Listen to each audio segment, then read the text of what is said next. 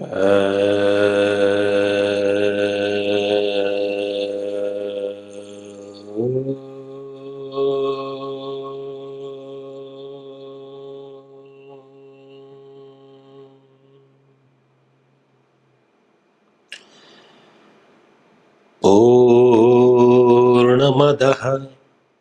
पूर्णमिदं पूर्णात् पूर्णमुदच्यते पूर्णस्य पूर्णमादाय पूर्णमेवावशिष्यते। ॐ शान्तिः शान्तिः शान्तिः।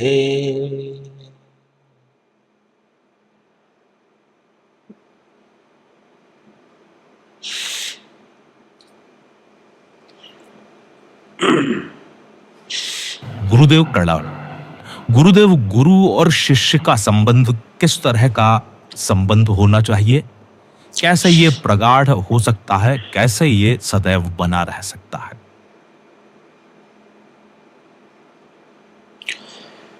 देखिए, गुरु और शिष्य का जो संबंध है, इस संबंध को अगर दुनिया में किन्हीं दो शब्दों से सबसे अच्छे तरीके से और सबसे सरलतम तरीके से समझा जा सकता है, बेहद खूबसूरत, तो वो शब्द है कृष्ण और अर्जुन।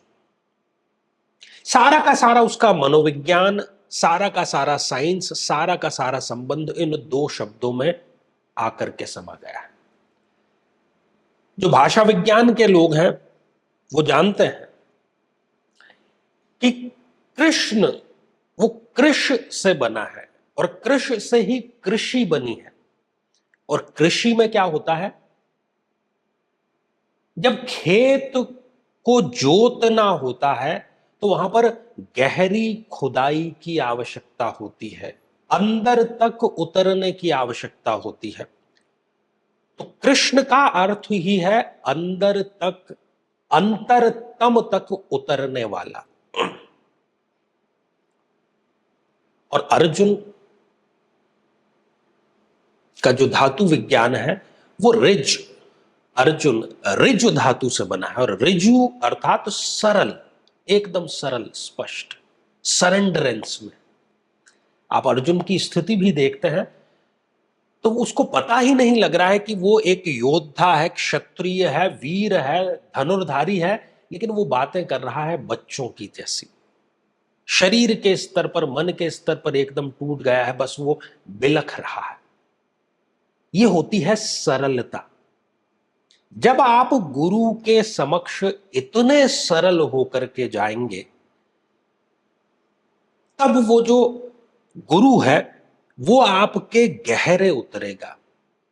गहरे पानी बैठ, तो गहरे उतर करके जितनी गांठें हैं, जितनी ग्रंथियां हैं, वर्षों की, जन्म जन्मांतरों की, उसको खोल करके फिर जो संबंध गुरु और शिष्य का स्थापित होता है वो बेजोड़ होता है, सदैव के लिए होता है। और ऐसा तो ये संबंध है नहीं कि कुछ वर्षों का है। गुरु और शिष्य का भी जो संबंध है वो कई जन्मों का संबंध होता है। अब किस जन्म में आपको मुक्ति मिलने वाली है, ये आपकी प्रज्ञा पर, आपकी श्रद्धा पर, आपके विश्वास पर डिपेंड करता है। तो अर्जुन जो है वो उपजाऊ भूमि का प्रतीक है। जैसे हम क्लासरूम में बैठे हैं बच्चों के, उसमें कई बच्चे होते हैं, बहुत सरलता से, सहजता से उनके मन में जो प्रश्न आया वो पूछ लिया उन्होंने। एक कुतर्क के लिए, प्रश्न पूछने के लिए केवल पूछते हैं कि कैसे डिस्टर्ब किया जाए क्लास को, नहीं, उसके लिए नहीं। जो सहजता से उसके मन में प्रश्न उठा है, उस प्रश्न को जब वो पूछता है और फिर उसको जो प्रश्न का उत्तर मिलता है,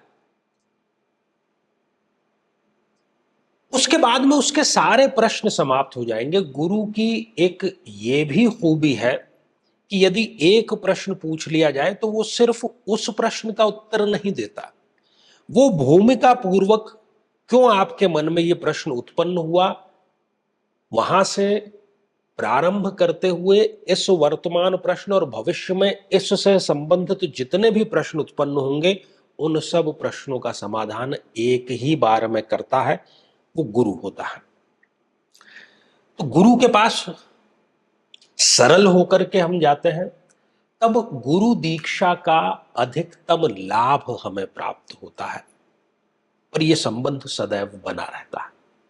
बड़ा सुंदर संबंध है गुरु दीक्षा के माध्यम से, क्योंकि गुरु अपनी कृपा आपके ऊपर बरसाता है ताकि भविष्य में आने वाली सभी समस्याओं का समाधान आपको सहज ही मिले, क्योंकि वो सारी समस्याएं फिर गुरु के माध्यम से आप तक आएंगी।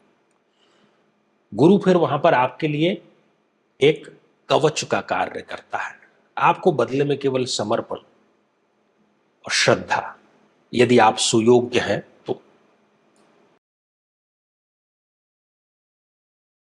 84 लाख योनियों में भटकने के बाद कहीं जाकर ये मानव शरीर मिला है, और जिसे हम भोग, वासनाओं और विलास में व्यर्थ दमा रहे हैं, जिसका सुनिश्चित परिणाम दुख और पछतावा है ही।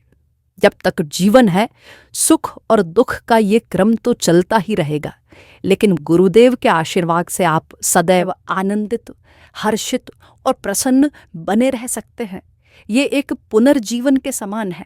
परम पूज्य गुरुदेव आचार्य चंद्रकांत जी से गुरु दीक्षा प्राप्त कर अपने जीवन को सार्थक बनाएं, ताकि आपको अलौकिक, पारलौकिक और सांसारिक सभी सुखों की प्राप्ति हो सके।